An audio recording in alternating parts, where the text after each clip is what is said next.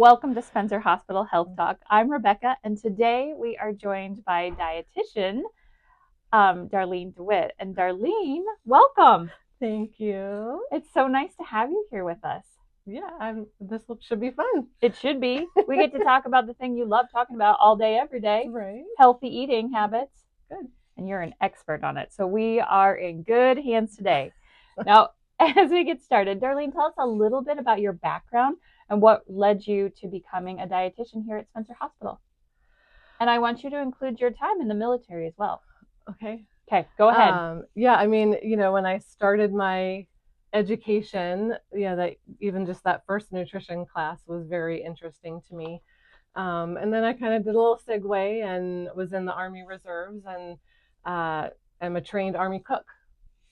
So I think that cooking background gives me I'm able to give a lot of good ideas.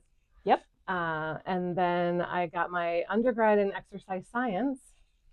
And after some life changes, went back and got my master's in nutrition. So it's actually a really nice combination, because when we look at lifestyle, it's never one thing or the other. Yep. That combination of what we do and what we eat is very important. So. And then how long have you been here at Spencer Hospital?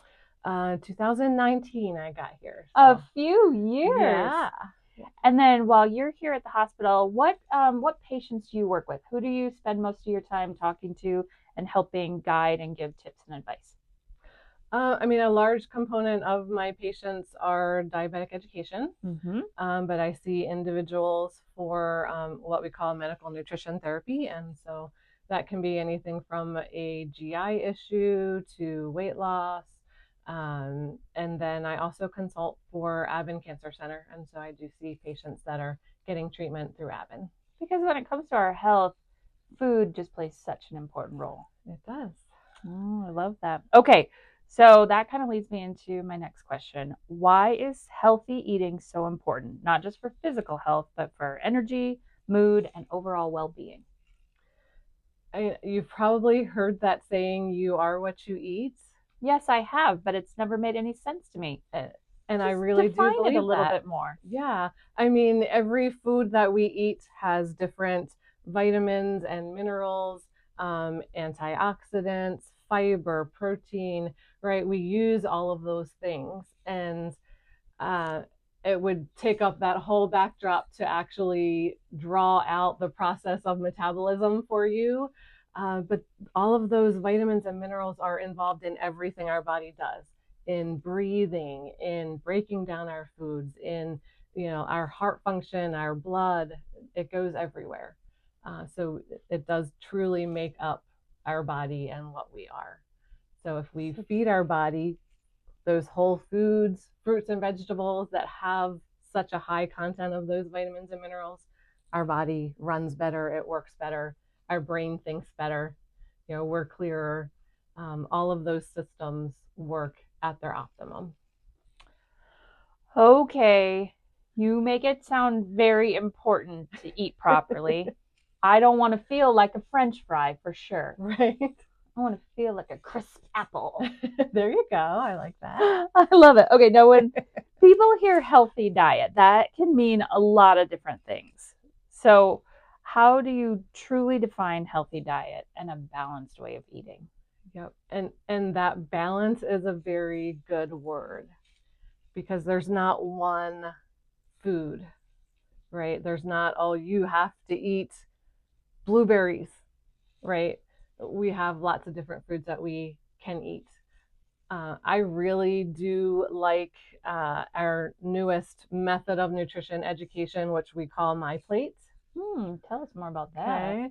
Okay. So it's the picture of a plate divided, right? And it has our dairy up in the corner. It has our quarter protein, our quarter starch, our quarter fruit, and quarter vegetable. So we have all 5 food groups in balance. And so it's thinking about, how many of those food groups can you get anytime that you eat? And so if you get 2, 3, 4, all 5, you're getting more nutrition, you're getting more vitamins, you're getting more minerals by combining those foods. So we shouldn't be eating all well, I mean, all vegetables, but you have to get proteins in there. Right. Shouldn't be eating all proteins. You need to get other, yeah, Right. balance is the key. Right. Absolutely. Okay. I'm glad that you don't look at my plate on a regular basis. I'm going to try to do better. Now, there's a lot of, like with all that nutritional information that comes up, and there's a lot of information out there, and some of it feels a little conflicting. What are some core principles that people can rely on and know that they should think about rather than like kind of just worrying about trends? Right. And yeah, those trends honestly usually don't come from reliable sources. TikTok, maybe Right, not right. such a reliable source. Right. Okay. Right. And also the marketing person at a hospital, maybe not also your reliable source. You got to go straight to the source and talk to a real dietitian like Darlene. Well, and I think it's remembering, like, you know, thinking about is that person or company trying to sell you something? You know, what is the source of that information, and really sticking with those basics of the plate. Okay, just have a balanced plate. Mm-hmm. Now, so many foods do have the nutritional information on them. So you look at calories and sodium and everything that's on there. Like, what are some things we should think about if we look at that or don't look at it? What do you think? Oh, I absolutely feel like the number one thing people should do is know what they're eating. Now, when you say that, though, what does that mean exactly? Yeah, that means looking at that nutrition label, Mm-hmm. right, and trying to understand what's in there. So, I mean, like, I've sometimes seen people be like, well, if I can't pronounce it, I'm not going to eat it. Is that a good tip to follow? It can be, but you have to know what that actually is and then decide, like cyanocobalamin. Yeah, I can't pronounce that. And Can't I pronounce definitely don't know what it is. It's B12. Oh. Right. So when certain manufacturers are trying to add more things in that might be healthful for you, they use those big words sometimes. Do they do it just to sound fancy? Yeah, you know, I don't know. But, you know, I know for sure that, like, make sure that you know what it is before you say I should or shouldn't eat it, or I don't want to eat it, because there can be different things like that in our food and in our ingredient list. Wow. You know, you can use that daily value column as a quick glance of what is this food high or low in. And I really, you know, it's maybe because I work with people with diabetes very often, but I always look at the quality of the carbs, so the fiber and added sugar line, because as Americans, we get not enough fiber and too much sugar. Okay, so we want to keep our sugars low, increase our fibers. And our added sugars specifically. Oh, okay. Yeah. I will watch that in the future. Right. All right, now, I say this in the most loving way, Darlene, but sometimes when we talk about things like this, it can feel a little bit overwhelming. So what are some like easy first steps that people can take towards eating a more balanced diet, eating more healthy? What are some like key first steps that are tiny baby steps, not too overwhelming? Right. One of the first things I always say is think about what you drink, because that seems to be something that we don't think about as much. And I know I don't drink enough water. Right. I have to make a conscious effort every day to try to incorporate it in throughout the whole day. Right. And that water really does hydrate us better than anything else. You know, I think it's so easy to grab those different things and just not. That's in an easy to go container. Right. Yep. Right. And then the other thing really is thinking about color on the plate. Oh, tell us more. Because those color-rich foods really are our fruits and vegetables, right? We have the whole rainbow of colors in our produce. Our whole grains are brown versus white and refined grains. So if we look at how many colors can I put in my breakfast, what colors are in my salad that I'm having for lunch, right? And try to pull as many different colors in, you're going to get a better variety in what you're eating and therefore more nutrition. And so think about it with the vegetables I put on my salad, not just the French dressing. Right. Right. Absolutely. Okay. So we have dark red beets. Yeah. We have orange carrots. Have you noticed that beets have been on the salad bar here at I have. Here at the hospital more often? That has been such a treat. I love beets. Yes, I am very happy about that. Oh, okay. So colors, incorporate colors. Yes. That seems simple enough. Now, one thing I think about, I feel, and I think so many people today, we feel busy. We feel like we're pulled in 100 different directions, and to slow down and put together a healthy, balanced meal, it can be a little challenging. So, do you have any tips or advice for someone who is going 100 miles an hour? How do we still eat healthy, even if we feel like we're too busy to slow down and eat properly or get the proper meal? Right. I think cooking once to eat 2 or 3 times is a very helpful concept when you're busy. And so are you saying like meal prep sort of stuff? Right. Or so like if you know you want to have chicken one night for dinner, make more than for just that meal. So maybe instead of 1 chicken, you make 2. And so you can use that 1 chicken the first night, and then the second night you've already got it cooked. You can put it on top of salad. You can put, some other seasonings on it and make it into a sandwich on a whole grain bun. But you can use it for more than 1 meal. If you roast vegetables, that's one of my favorite things to do with vegetables in the wintertime. You roast a whole tray. Rather than just what you need for 1 meal. Right. And so that tray will last you and it'll go further so that you're not cooking every night. Oh, that's great advice. Yeah. Any other tips that you have for busy people on the go? Yeah. I mean, I think if you go out to a restaurant, how do you manage eating healthy there? And so I went to a restaurant the other night and I ordered a side of French fries. Maybe not the healthiest. Well, everything in moderation. So it's not that we should never have French fries. Okay, thank you. Right? We want to include it in some way, but if we have French fries every day, then we're going to have weight gain and probably some cholesterol issues down the line long term. So it's finding that balance and incorporating those things.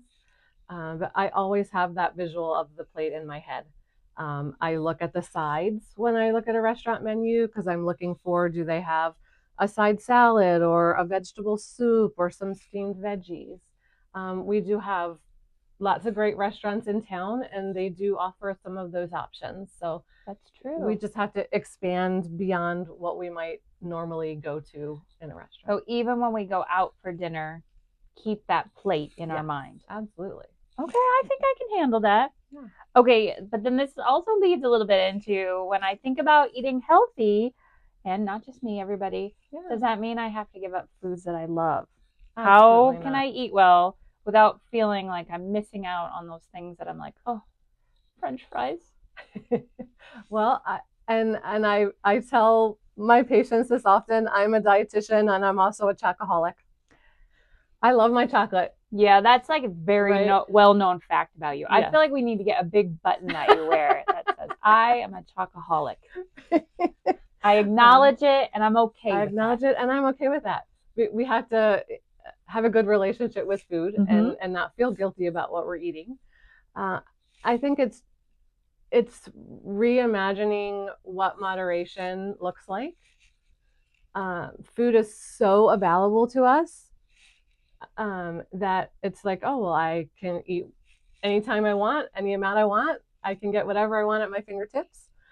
And so we kind of have to rethink, what that looks like, what an appropriate portion of a food looks like. Ooh, portion sizes. Right? Yes. So these restaurants give us a lot, so we feel like we're getting our money's worth. But they've kind of exaggerated what an appropriate amount of food is. Okay, can you tell us like weight or size? Like if I'm out, what can I use as a general guide to know what the appropriate portion size is? Right. I mean, a piece of meat is about the palm of your hand. That's simple enough. Right. That's about 4 ounces. Okay. a half a cup is Like a if you handful. cup your hand? Yep, that's about half a cup. Okay. And so for most things, I say if you're trying to figure out what a portion is and you have no idea, go with a half a cup. Yeah. For most of our foods. And if we divide about a 9-inch plate, if we divide it into quarters, you're going to fit about a half a cup on that quarter. So that's an easy visual right. that we can do at home, but also we can right. do when we're out and about. Right. Yep. Salad dressing is the tip of your thumb. Here's a fun fact. I use way more salad dressing than the tip of my thumb. Right. That's one serving size. Yeah. Mm-hmm. Oh, I'm going to grow my thumbnails out longer so I can have a little bit more. Is that how that works? No? Maybe not. Maybe not? Okay. Good try, though. Thanks. I suppose to truly be healthy, you can't do those tricks. You have to just kind of follow the rules, balance and moderation. Well, and I mean, what do I want to say with that? There's no one perfect plan for everybody. Yep. And healthy eating does not mean you don't do this, you always do this. It's kind of I kind of have an 80-20 rule. Oh, so what's that? 80% of the time, I know I am following that plate that I educate everybody on. Mm-hmm. Right? I am making sure I get my fruits and vegetables and those whole grains and all of those good foods for me. Yep. But there is always a small percentage of the time that, maybe this time I'm going to have those French fries, and the other, 8-9 times I had a side salad. Yeah. Right. So it's finding that balance, but it can be hard because food is so available to us. So we have to rework it a little bit. Yeah. Now, a lot of people like snacking. So what are some simple tips for building? I feel like you've given us some ideas for building healthier meals, but what about snacks without needing anything complicated or having to go out and buy a bunch of extra tools or something? Do you have any tips for having some healthy snacks around that just might help us kind of stay on course? Right. So, a lot of times we go to those sugary foods. We need a pick me up for a snack. Yep. So we pick a sugar, or a Snickers candy bar. I've seen the ads. If you get a little hangry, and grumpy, you should just have a Snickers candy bar, and it'll turn your whole day around. Right. Is that how that works? No, not quite. Maybe not. Maybe not. It's got some peanuts in it, so that's a good thing. But unfortunately, thank you for finding the good in a Snickers. I appreciate that. Yeah. The challenge is that sugar gives us a very short-term energy. Oh. Just like caffeine. So the other thing that people go to when they're wanting a snack can be caffeine, because again, they want that pick-me-up. Yeah. It's short-lived energy. Mm-hmm. Right? So we get the high, but then we get dropped. And so then what happens is we go to the next source of sugar and caffeine, right? And so it's a vicious cycle. And then we're probably eating too much, not getting the right fluids in our bodies, just making poor decisions. Right. What are some easy snack ideas that are good for us? Yep. And easy to incorporate in? Right. So those more sustained energy foods are, things like a whole piece of fruit, some whole grain crackers and some cheese, a cheese stick and nuts. Those are foods that are going to fuel all those systems in our body that give us the vitamins and minerals that run into that energy cycle. And so it's a more sustained energy without that drop. Okay, that was very helpful. I look forward to the next delicious orange that I will eat. Well, there you go. Okay, how important is it to listen to your body with things like hunger, fullness, cravings for snacks when it comes to long-term healthy eating habits? Right. That mindfulness is a huge part. Our body gives us the signals that we're hungry and full. Mm-hmm. And we want to make sure that we're doing what we can to listen to them. So when we eat in front of the TV, we're not paying attention to what our body is telling us, right? And so we're much more likely to eat more than we need to at that time. And anymore, it's not just sitting in front of the TV. Sometimes mindlessly scrolling on my phone while I'm eating. Scrolling on your phone, eating while you work. You're doing something else. You're kind of distracted from that eating. So when we eat, we should take time and think about what we're eating. Be mindful of every bite. Right. And that'll help us with not overeating. Right. Okay. Right. The one caveat that I have with that is oftentimes I have people that come in and they say they're not breakfast eaters. They've not eaten breakfast. And I really do believe that's the most important meal of the day, and we need to start. Typical dietitian. Start our day with something. And what I say is you've trained your body not to be hungry in the morning. Oh. Which means your body is slower in the morning, your metabolism isn't going. We can retrain our body to be hungry in the morning and eat that breakfast and start burning earlier, and giving us that energy. And so that's my one caveat, because in general, most people really would run better on that 3 meals a day. But yes, definitely listening when we're hungry and slowing down that meal so that it takes 20 or 30 minutes so that our body has time to tell us when we're full. Sometimes I do eat really fast. Mm-hmm. Then my body doesn't have time to tell my brain, stop. Right. Okay. Slow it down.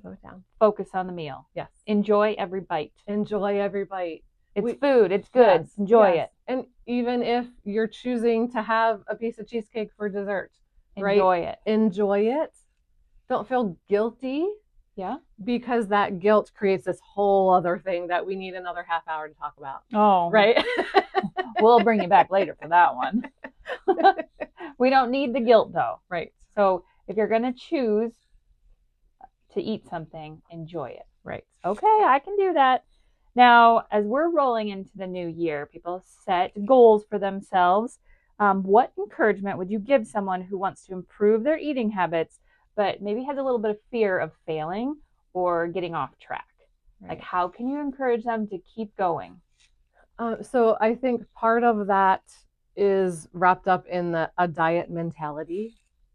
And a diet mentality is short term.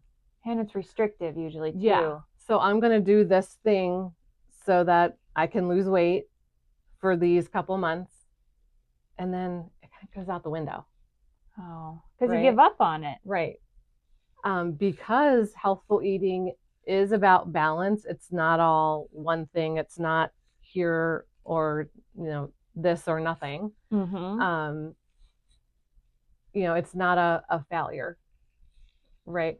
So I say every decision that you make about what you put in your body, can improve your health or negatively affect your health. Right. Right. And that means that every time you have that choice, you get to start over. Oh, I like that idea. So if we have, a day that we woke up and we're like, man, I was really craving that donut. It's not that the whole day is wasted. Like, you get to make that choice at that next meal to say, you know what? I had that donut at breakfast. I'm going to make sure I get a nice, well-rounded lunch. What can I choose? So make a conscious choice every meal. Yes. And even if you get a little off track at one meal, you get to start over the next meal. Right. Otherwise, we just feel bad, and it's this vicious cycle of, oh, who cares anymore? We want to just, get up and start fresh. Okay. Well, I like that. I feel like I can do that. Good. This is very helpful so far. Okay. Thank you for that. Okay, now food. Now we get to talk about a very exciting new service that we're going to be offering here at Spencer Hospital. Food plays a really important role in our physical health, as we talked about, and a healthy diet can show up on someone's blood work. Okay. Now, if the blood work comes back and shows that you may be pre-diabetic, that would be the glucose levels are a little high. Am I correct? Right. I understand that Spencer Hospital is going to be offering a new pre-diabetic program to help people, because if you're at that level, sometimes changing what you eat can make a significant difference and help you to not become diabetic. Can you tell us a little bit about that, and then a little bit about what the program would be and all that. Right. Yeah, there have been lots of studies looking at the long-term efficacy of, it's called the Diabetes Prevention Program, but it's lifestyle changes, so healthy eating and physical activity. And we've seen up to a 60% reduction in incidence of diabetes. That is significant. In those people. Yes. So it's huge. And so I say you have the power during that time to make a change that will influence your health positively. And so if you've been told that you have prediabetes, what you do and what you eat are they can important. Make a big difference. It really, really does. Now, when is somebody going to learn about that? Do you learn that when you go to your doctor for like your annual physical? Or absolutely. How does that work? So a lot of times, yeah, when someone goes in for that annual physical, one of the things in their basic blood panel is a glucose level. And so if they are fasted, so that's the important thing is don't eat or drink before you go in for that blood work. Right, for that lab work to be fasted. If that blood glucose is above 100, then the doctor may tell you have prediabetes. Now they do have, so like the CDC and the Diabetes Association are trying to educate people on what this prediabetes phase is. And so you can go to doihavediabetes.org and take their risk test. Okay. So age, weight, family history, physical activity level all factor into what your risk of developing diabetes is. Yep. So you can have a general idea.